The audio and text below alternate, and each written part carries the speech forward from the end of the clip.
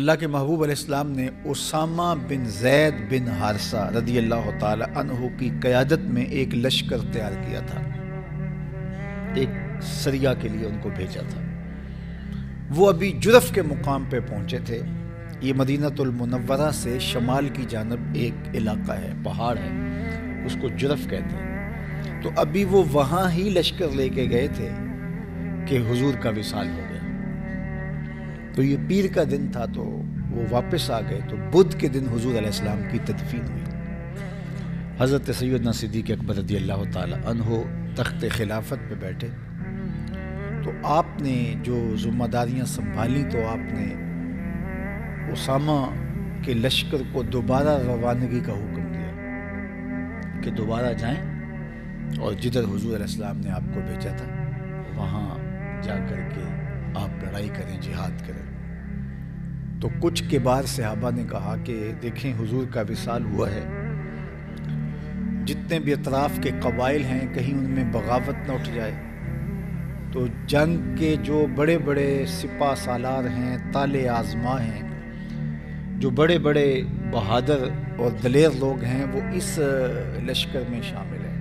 اگر پیچھے سے کوئی مدینے پر حملہ کر دے تو دفاع کیسے کیا جائے گا؟ تو آپ لشکر اسامہ کو کچھ دیر کے لیے موقوف کر دیں تاکہ حالات معمول پہ آ جائیں۔ تو کہ یہ جب خبر نکلی ہے کہ حضور علیہ السلام کا وصال ہوا، تو کہیں ایسا نہ ہو کہ قبائل میں بغاوت پھوٹے اور مدینہ المنورہ پہ پیچھے سے حملہ ہو جائے، اور یہ سارے دلیر لوگ تو جنگ پہ گئے ہوئے ہوں گے۔ تو حضرت ابو بکر رضی اللہ تعالی عنہ کو جب یہ بات کہی گئی تو آپ نے فرمایا، اگر مجھے یہ یقین ہو کہ جنگلوں سے جانور آ کے میرے جسم کی بوٹیاں بھی نوچ لیں گے تو میں پھر بھی لشکر اسامہ کو بھیجوں گا، اس لیے کہ اس کو حضور نے روانہ کیا تھا۔ تو صحابہ نے حضرت عمر رضی اللہ تعالیٰ عنہ سے کہا کہ پھر تم حضرت ابو بکر رضی اللہ تعالیٰ عنہ سے اتنا کہو کہ لشکر اسامہ کو ضرور بھیجیے گا، لیکن اتنا کیجیے گا، امارت منتقل کر دیجیے گا کسی قریشی سردار کی طرف، چونکہ اسامہ بن زید بن حارثہ ایک غلام زادے ہیں، اور عربوں میں آقا اور غلام کی تمیز بہت ساری ہے۔ حضور علیہ السلام کی وجہ سے تو یہ چیز دب گئی تھی، تو کہیں یہ چیز پھر نہ سر اٹھا لے، اور بڑے بڑے سردار اور قریشی سردار اس بات سے کہیں انکار نہ کر دیں کہ ہم ایک غلام زادے کی قیادت میں جنگ کریں اور اس کو اپنا امیر مانیں۔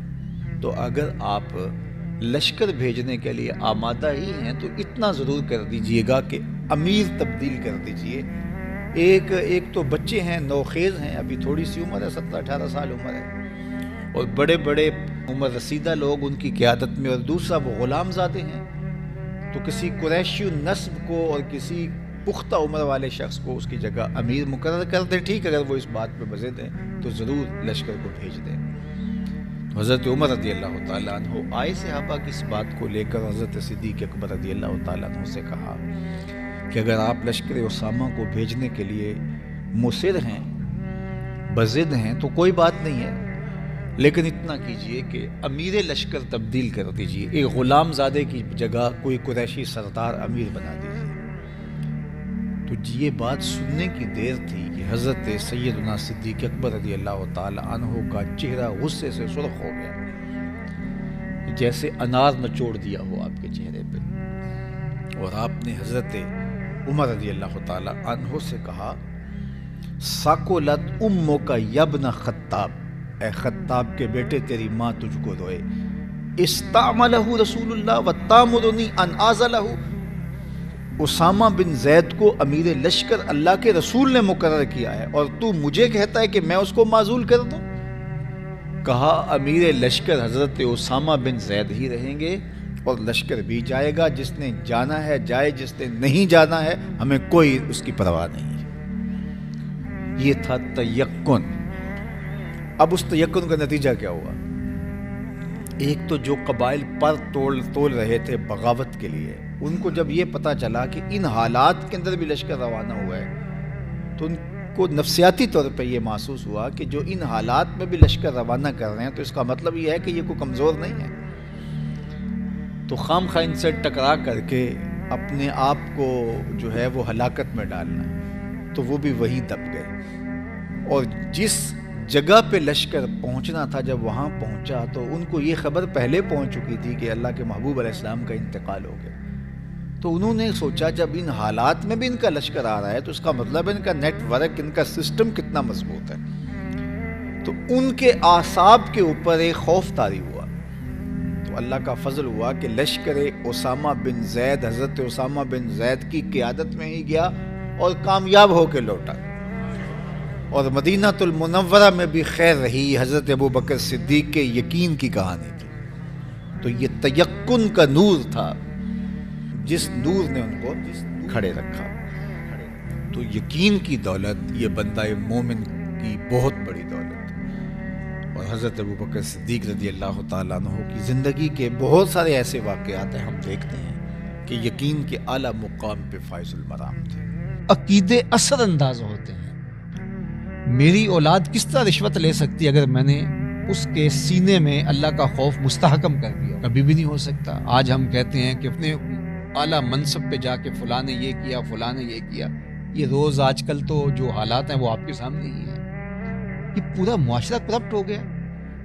پورے معاشرے کے اندر غلاظت، گندگی، حیا باختگی، غیر اخلاقی امور، یہ پورا معاشرہ، یہ ہم کس معاشرے میں؟ یہ انسانوں کا معاشرہ ہے۔ مسلمانوں کا معاشرہ تو اس سے بھی کوئی اوپر ہوتا ہے۔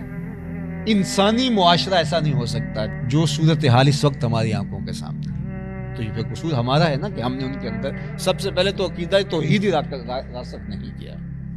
نہ ممبر نے کیا، نہ محراب نے کیا، نہ استاد نے کیا، نہ ماں باپ نے کیا، نہ معاشرے نے کیا۔ اتنے لوگ ایک بچے کی تربیت کرنے کی ذمہ داری لے رہے ہیں۔ ہمارے اسکول کالج کے اندر کب یہ اخلاقیات پڑھائے گئے تھے؟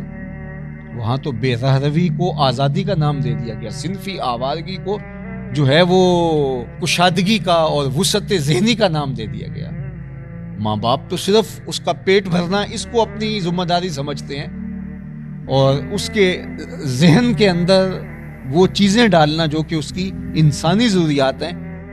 مادی ضروریات کو تو پورا کر رہے ہیں لیکن اس کی اخلاقی ضروریات کو پورا نہیں کر رہے۔ اور دوسری بات میں آپ کو بتاؤں کہ یہ کبھی نہیں ہوا کہ باتوں سے کوئی سیکھتا ہو، ہمیشہ بچہ عمل سے سیکھتا ہے۔ ماں باپ کا عمل سکھاتا ہے بچے کو۔ اگر عمل برعکس ہو اور ماں باپ تقریر بڑی اچھی کر رہے ہوں اور سکھا رہے ہوں تو بچہ اس سے نہیں سیکھے گا، بچہ عمل سے سیکھے گا۔ یہ انسانی فطرت ہے کہ انسان جو ہے وہ عمل سے سیکھتا ہے، اور ہمارا دین تو پھر جو ہے وہ دین عمل ہے۔ میرے اور آپ کے آقا و مولا نے 63 سالہ زندگی میں پہلے 40 سال صرف اپنے عمل سے سکھایا، پھر بقیہ 23 سال کے اندر جو ہے وہ عمل کے ساتھ پھر قول بھی جمع کیا۔ تو انسان عمل سے سیکھتا ہے۔ بچہ سر لأبی ہے جو کہا گیا، ماں باپ کا راز ہوتا ہے، وہ عمل کی وجہ سے۔ عقیدہ توحید کے جو تقاضے ہیں اللہ دیکھ رہا ہے۔ صرف یہ عقیدہ ہمارے ساتھ جڑ جاتا ہے تو آپ کی زندگی خود بخود ٹھیک ہو جاتی ہے۔ یہ عقیدہ اگر جم جائے میرے ساتھ اور آپ کے ساتھ کہ اللہ تعالیٰ دیکھ رہا ہے، اس کی نگاہوں سے کچھ پوشیدہ نہیں ہے، تو کچھ جرم کر سکے۔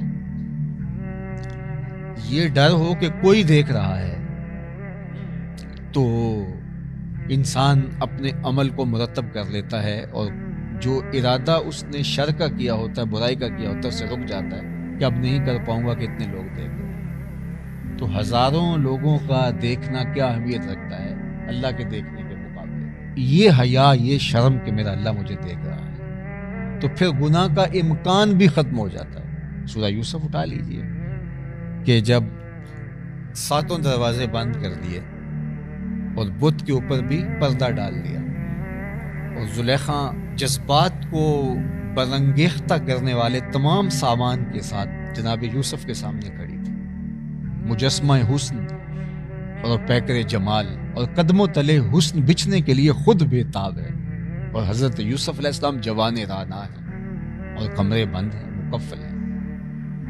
اور پھر صرف یہ نہیں کہ جذبات کو آگ لگا دینے والے سامان اور اسباب موجود تھے، بلکہ زبان سے پکار کے کہتی ہے تلک یوسف اب دیر کا ہے گی، آؤ نہ آگے بڑھو۔ تو پھر جناب یوسف کیا بولتے ہیں؟ یہ وہ عقیدہ تھا جس کے ساتھ مرتب ہوتا حضرت یوسف فرماتے ہیں قال معاذ اللہ، میں اللہ کی پناہ چاہتا ہوں، اور فرمایا کہ تم اس بت کے آگے بھی شرم کرتی ہو اور اس کی بے نور آنکھیں جو دیکھ نہیں سکتی، پھر بھی تمہیں حیا آتی ہے کہ اس کے اوپر پردہ ڈال لیا ہے، تو تم جب اس جھوٹے خدا اور اس معبود باطل سے بھی حیا کرتی ہو جس کی بے نور آنکھیں دیکھتی نہیں، تو میں اس خدا سے حیا کیوں نہ کروں جو 7 کوٹھریوں میں بھی دیکھ رہا ہے۔ پھر اتنی روشنیاں برسیں، اتنا نور اترا، اتنے اجالے آئے کہ گناہ کیا اس کا تصور بھی محال ہو گیا۔ اس عقیدے کا مستحضر ہو جانا، یہ جو عقیدہ آپ کے اندر چھپا تھا کہ رب دیکھ رہا ہے، اس کا ظہور پذیر ہو جانا اور اس عقیدے کی روشنی کا پھیل جانا۔ پھر حضرت یوسف دوڑتے ہیں، اور 7 دروازے تو اس نے تالے لگا رکھے تھے، لیکن جب عقیدے پختے ہوں تو پھر قفل ٹوٹتے ہیں۔ جس دروازے کے آگے جاتے ہیں دروازہ خود بخود کھل جاتا ہے، قفل گر جاتے ہیں، حضرت یوسف گزر جاتے ہیں۔